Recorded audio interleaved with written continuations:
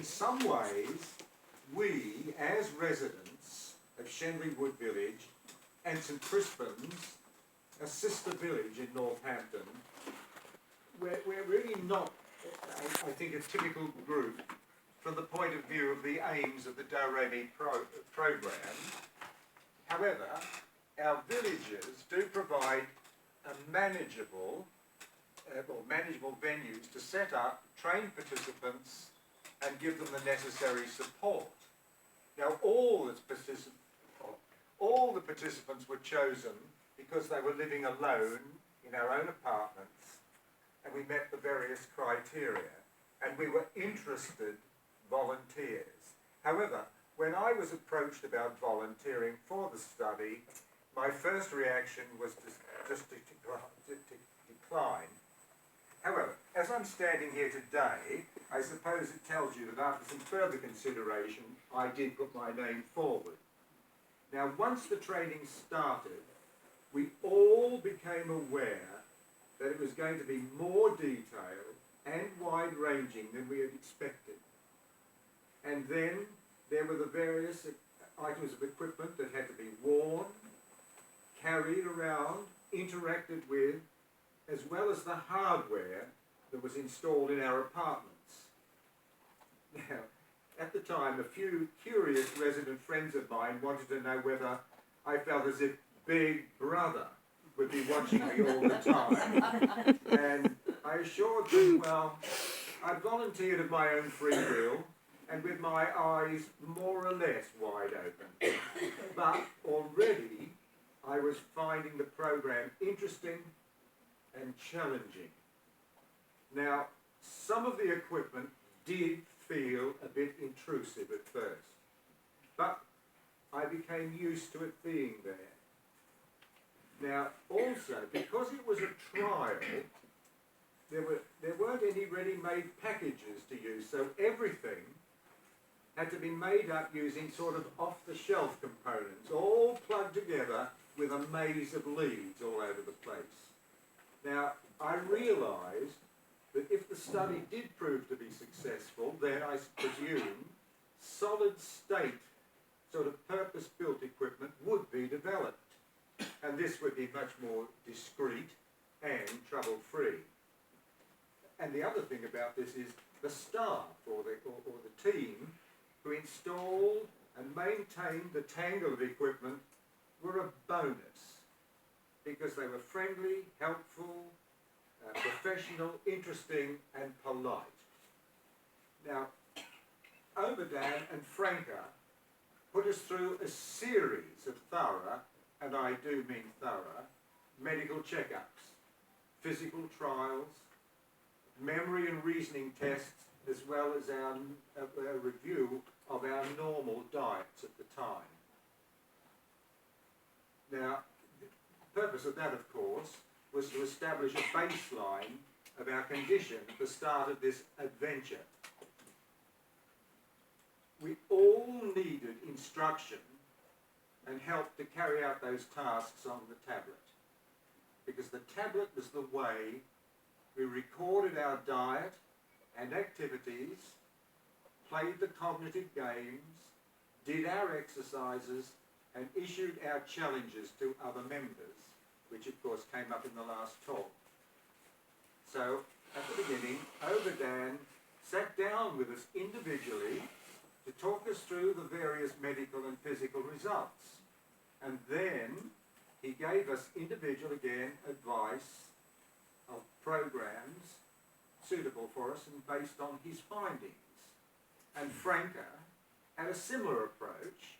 She took each of us through the diet record sheets we've written, because before we started on the tablet, we wrote down like the diet sheets according to what we were having.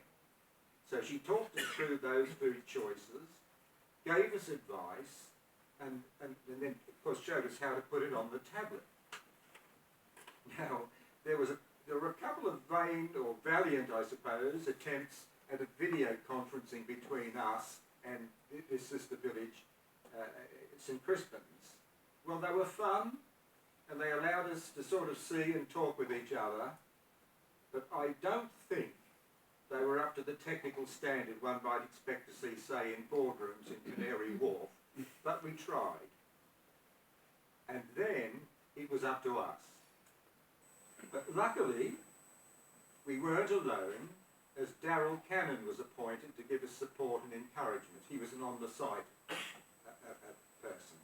So Darrell could communicate with Oberdin and Franca and discuss our problems with them and the questions we raised. So, looking at us though, as established residents in Shenley Wood Village, we already had our own sort of friendship circles, but now we were also part of another group and enjoyed meeting up.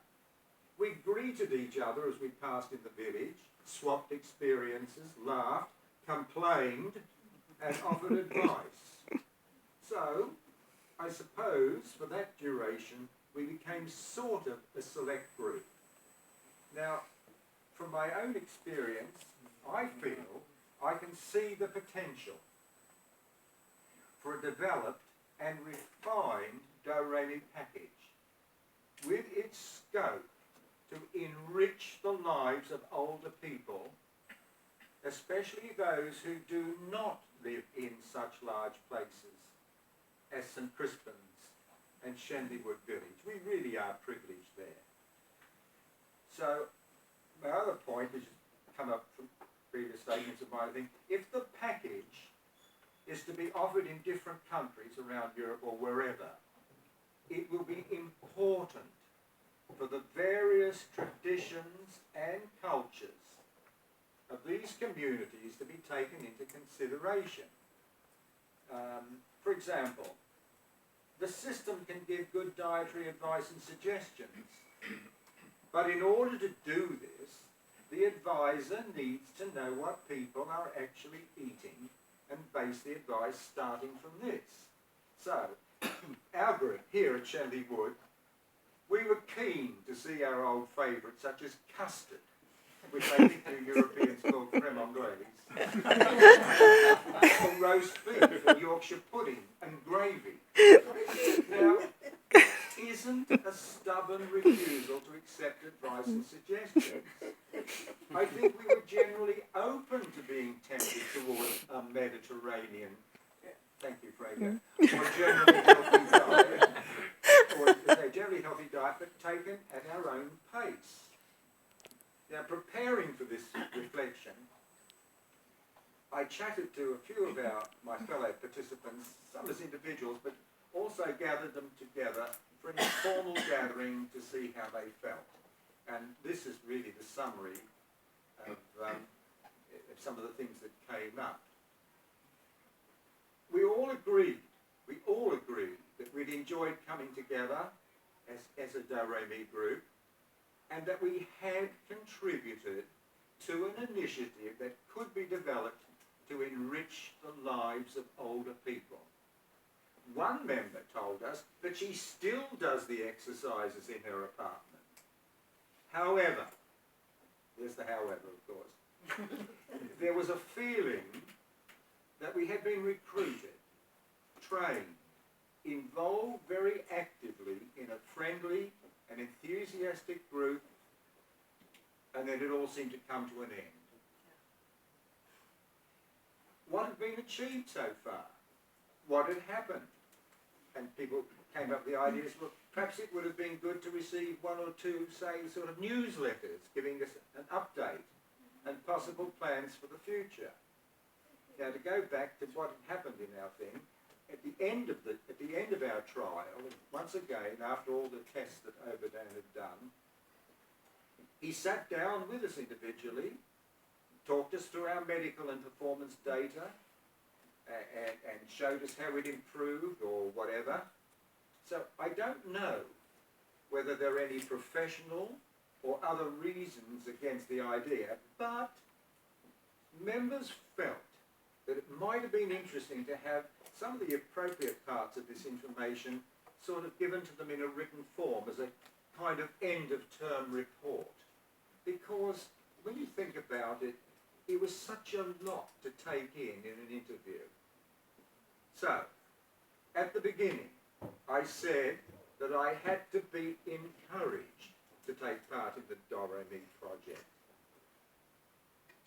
Now that our part is completed, and I look back, I am so glad that I had the privilege and the pleasure of being involved and meeting Obadiah, Franca, and the other members of the team.